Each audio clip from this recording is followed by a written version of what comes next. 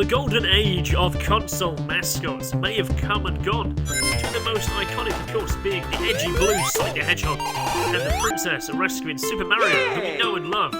As Nintendo and Sega consoles are reaching the homes of consumers eager to play the exciting titles that each platform possessed, the mascot games were a key drawing and deciding factor for many gamers. Nintendo and Sega were head-to-head, as were Mario and Sonic, and this is a whistle-stop whirlwind blast of nostalgia, looking through a number of titles from their respective franchises. Not all of them, mind, because we could be here all day, but we are going to be charting from the days of the rivalry to when they became the best of running chums. So is it possible to categorise the titles over all these years? So I guess the first circle that we can talk about really is the core series of each of the characters. So the core series we're going to start off with is Sonic the Hedgehog, which kind of just set the guidelines of going forth. So the guidelines, of course, are Sonic the Hedgehog in terms of its visual, its fast, its vibrant gameplay, it has some smooth animation, it has some memorable tunes. Storyline-wise, really, it's of course is to stop the dastardly Dr. Ivo Robotnik, Dr. Eggman if you prefer, from turning all the animal creatures of Planet Mobius into robot creatures in his plan to acquire the Chaos Emeralds and to use their power for world domination. We see in Sonic 2, we see the character expand. He has a second player, but there was split screen in Sonic 2, where you had Tails come in. Sonic 3 expanded that a little even further. It brought in a kind of anti-hero of the time that was Knuckles, so it's kind of a bit more edgy to play. Sonic CD introduced the likes of Amy as well, and she's now continued as a main series character as well. So let's move on to Mario. Now with Mario, who was once going to be called back in the day Ossa, meaning middle-aged man, I guess for a guy who was a pudgy plumber with a little bit of an Italian-American dodgy mustache. And Mario, of course, if we set aside his appearance in the original Donkey Kong, Mario is all about accurate and responsive jumping, bright power-ups and smart level design. Storyline-wise, however, a little bit different. You have the Koopa tribe led by King Bowser Koopa, leading a race of turtles who have control over dark magic, and they've turned the Mushroom Kingdom's inhabitants into inanimate objects, such as blocks, bricks, and plants. That's right, everything you see in the background that has a pair of eyes was once a person. Which would mean that you as Mario, as you destroy those blocks, you're actually destroying and killing the very people who've been sent here to rescue. But there is, of course, a power which can save the Mushroom Kingdom, and that is, of course, Princess Peach or Princess Toadstool, if you prefer. She has the power to undo the spell, and Mario, with the support of his brother Luigi... It's Mario and Luigi Mario.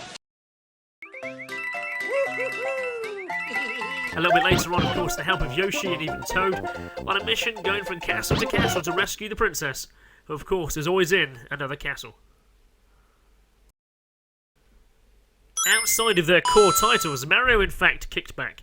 He decided to take up a number of sports and other activities that included playing doctors and nurses with Princess Peach. He took up golfing,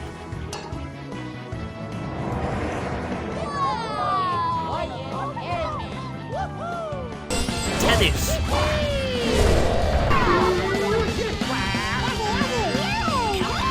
basketball,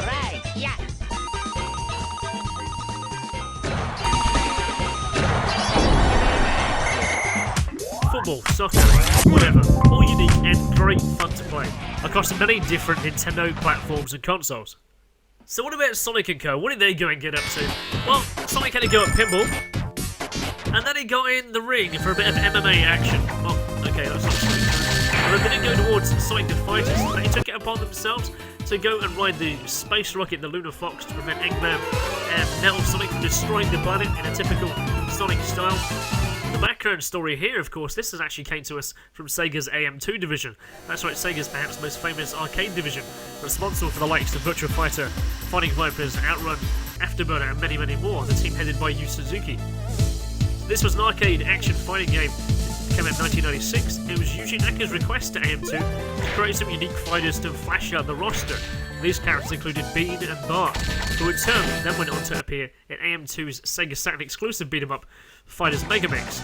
So Sonic Championship and Sonic Fighters did not receive a home release until almost 10 years later with the Nintendo GameCube release of the Sonic Gems collection. And Sonic and his Sega chums also took a chance to hang out at the courts as well, just like his partner Mario in their own tennis game that was Sega Superstars Tennis. This came out on Outrun 2's developer, Super Digital. the Mushroom Kingdom, kart racing is a popular pastime.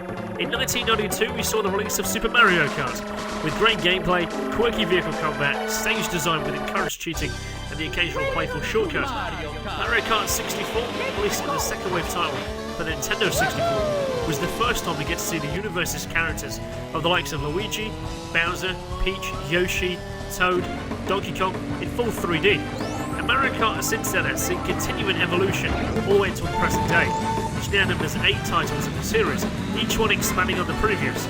Mario Kart Double Dash on the GameCube included teams of characters on each kart, the inclusion of LAN multiplayer, the multiplayer expanded as it moved on to the Nintendo Wii with online gaming, and also came packaged with a Wii Wheel, and also a Wii U version.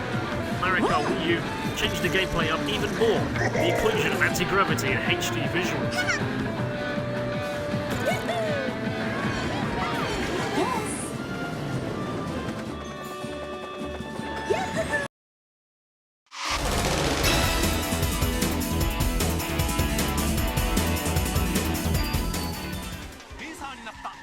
Sonic's speed lends itself very well to the idea of racing, you might think, and down the years there's been a fair few mentions.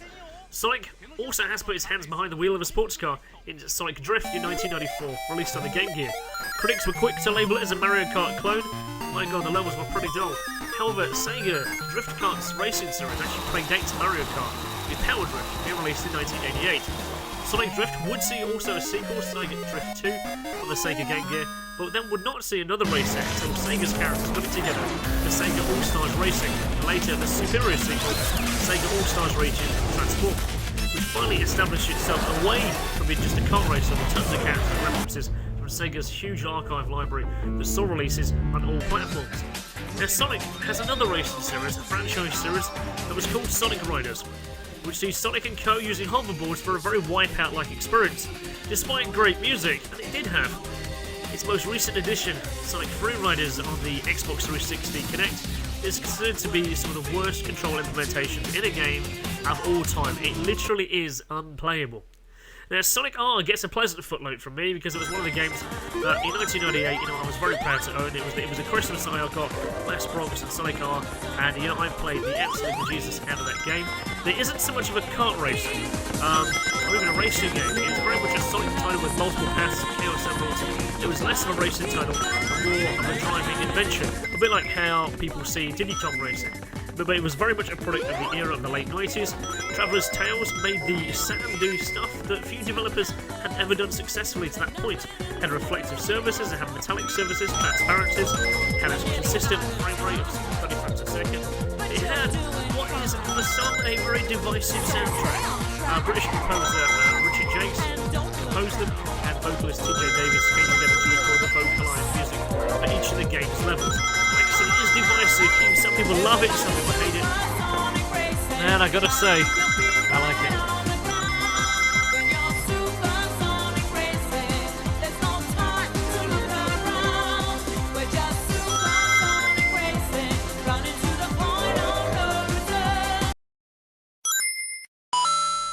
So what about the category? What about the circle then of role-playing games? Has there been role-playing games featuring Sonic and Mario? Well, actually, yes, there have on both sides. In fact, it was Final Fantasy developer Square who took the mantle first, back in 1996, with the Super Mario RPG on the SNES on the Super Famicom. Now, a little while later, with the N64, we had the Paper Mario series start from Intelligent Systems, and Mario and Luigi series began a little while after that by developer Alpha Dream, and the latest title, Mario and Luigi Paper Jam, is literally that. It's a mashup of both of those styles and both of those playtypes, and that is set to be a huge crossover of those two distinct styles that is coming out for the Wii U and the 3DS very soon indeed. So I know what you may be thinking, Sonic the Hedgehog RPG, I never heard of that. Now we are not talking about the adventure stages of the likes from Sonic Adventure and Sonic 06. Now we're actually talking about a full-blown Sonic the Hedgehog role-playing game. It was by Mass Effect developers BioWare as their first handheld game. The Sonic the Dark Brotherhood was released on the Nintendo DS, and it was a lot of fun. I thought it was a bit light in some regards, but it was good fun. It was a turn-based action RPG, and it left us on quite a cliffhanger with the possibility of a sequel. Unfortunately, as EA acquired BioWare, which leaves that sequel in somewhat of a limbo, and likely never to happen.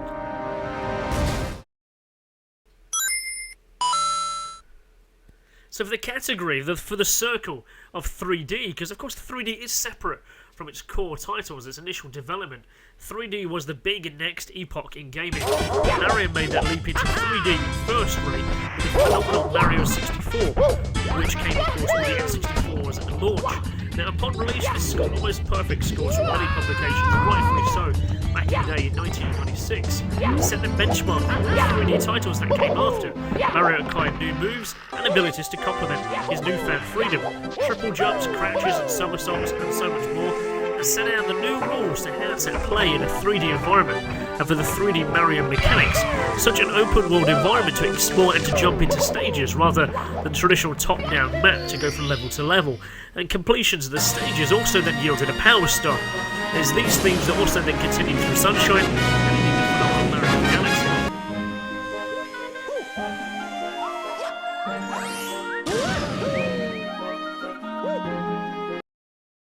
Sonic's move into 3D was a rather strange transition. In 1995, there was a Game Gear game called Sonic Labyrinth, an isometric view game lambasted for being absolutely slow and dull, and the complete opposite of what Sonic is all about. Sonic 3D Flecker's Island and Sonic 3D Blast from UK developer Traveller's Tales has a kind of Marmite love-hate relationship with the fans.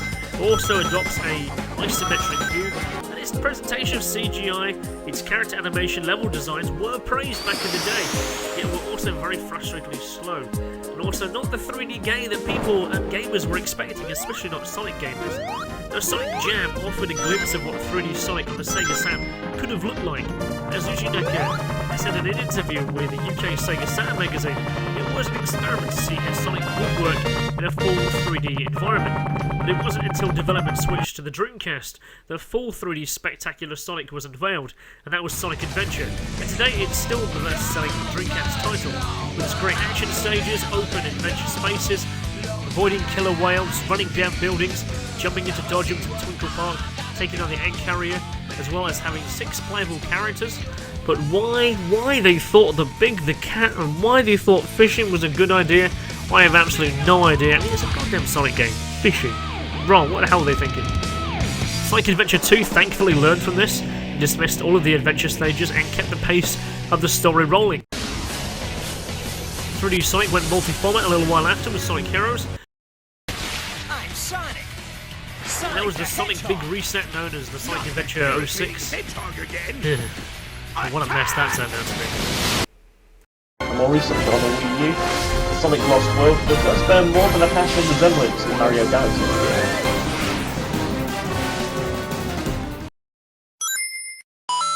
The year is 2001, and the games industry is about to go through a huge shake-up. The announcement of Microsoft was stepping onto the scene with a heavyweight Xbox, although at that time was unnamed. Sega were choosing to step away from hardware development and focus only on being a third-party software developer. But this gave them lots of opportunities to develop for all the platforms that were out at the time, and Sega has sought to capitalise on many of those successes they had since. One of the opportunities, of course, is how Sonic can now appear on Nintendo products. The Sonic Adventure 2 Battle, there was games such as Billy Hatch and the Giant Egg, and there was a Super Monkey Ball, Crazy Taxi, all moved on to the other platforms. Some great ideas and great games out there. But the one question that was in the air, the one question that people kept asking themselves, could Mario and Sonic coexist in the same universe, in the same game perhaps? And what could come from that? In 2005, in fact, there was a private conversation between Shigeru Miyamoto of Nintendo and Yuji Naka of Sega. And that's how could they actually make that happen? How could the two mascot characters come together? Unfortunately, could never find the setting. That was until Sega acquired the Beijing 2008 license from the International Olympic Committee and then became the official game developer of the Olympics. And Sonic and Mario, what a great place for them to come together. So as Sega now took on board the International Olympic Committee's passion and their mission, that is to engage young people in the world of competitive spirit of sport, how can you go wrong with taking the universe of Mario and the universe of Sega, clashing them together on what is an equal playing field, of sports and entertainment and getting together? You can't really go wrong, can you? They really didn't, and certainly the sales show that as well. The Nintendo Wii and the DS version comfortably sold more than 10 million copies, driving it to be the best-selling game of that year outside of the AAA franchises. Brilliant, really, when you consider they were only released on Nintendo consoles. And really, since that time, those that they have continued, Sega and working with Nintendo, have released sports games to every Olympics ever since. So now we're going into what, Rio 2016, which is set to be another best-selling game of the franchise as well. So really, they've done the right thing. Also, Sega and Sonic have got it together.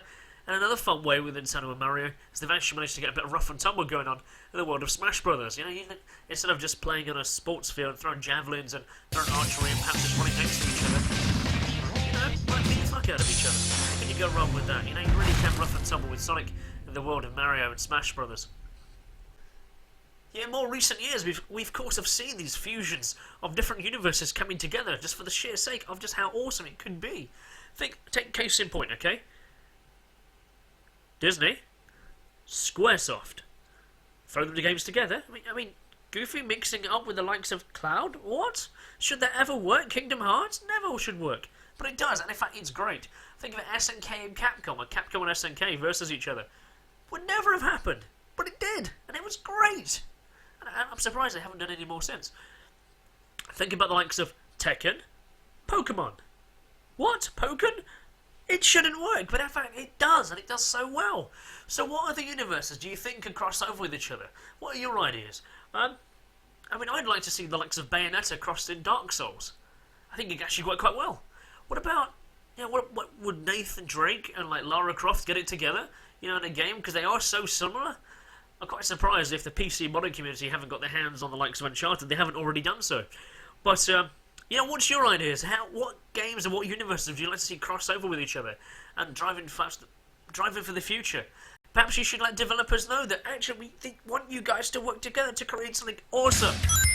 Let me know your thoughts. Leave your comments below, and I'll see